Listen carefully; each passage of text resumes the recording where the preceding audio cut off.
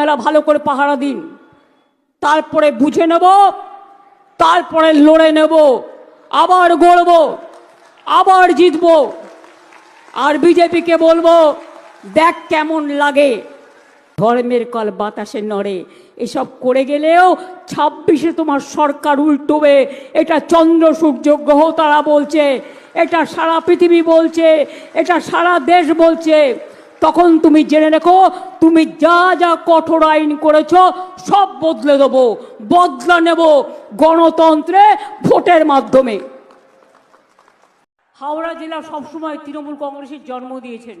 আপনারা তৃণমূল কংগ্রেসের মাতৃভূমি, জন্মভূমি, এটা আমি সবসময় মনে রাখি।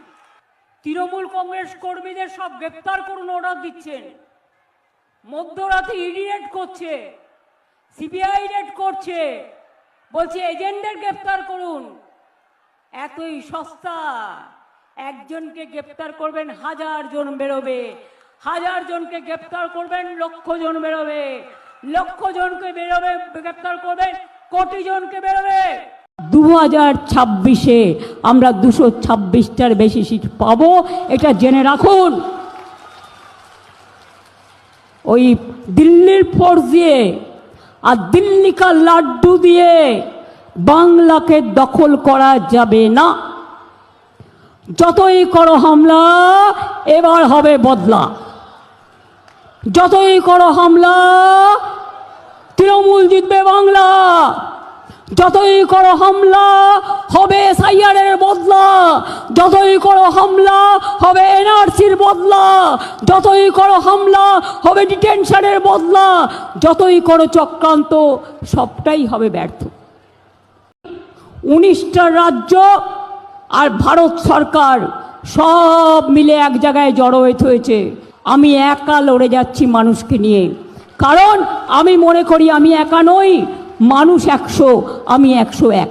যাদের নিজেদের চরিত্রের ঠিক নেই তারা অন্যের কথা বলে। সারা পৃথিবীতে মানুষ জানে এদের কি চরিত্র, সারা দেশের মানুষ জানে এদের কি চরিত্র। এই করে ইলেকশনে দখল করবেন, তাহলে আমাকে জেলে পাঠিয়ে দিন না, আমি জেলে বসে আরো বেশি ভোট পাবো। আর নাহলে গুলি করে মেরে দিন। আমার উপর আপনাদের এত রাগ কেন? আপনারা অ্যান্টি উইমেন, আপনারা মেয়েদের দেখতে পারেন না। এত মিথ্যেবাদী দল, আমি অনেক সরকার দেখেছি, এত মিথ্যে কথা বলার সরকার দেখিনি, এত জুমলা সরকার আমি দেখিনি, এত অত্যাচারী সরকার আমি দেখিনি, এত দাঙ্গাকারী সরকার আমি দেখিনি, এত ব্যভিচারী সরকার আমি দেখিনি, এত ভ্রষ্টাচারী সরকার আমি দেখিনি, আর এত ভোট কাটারি সরকার আমি দেখিনি।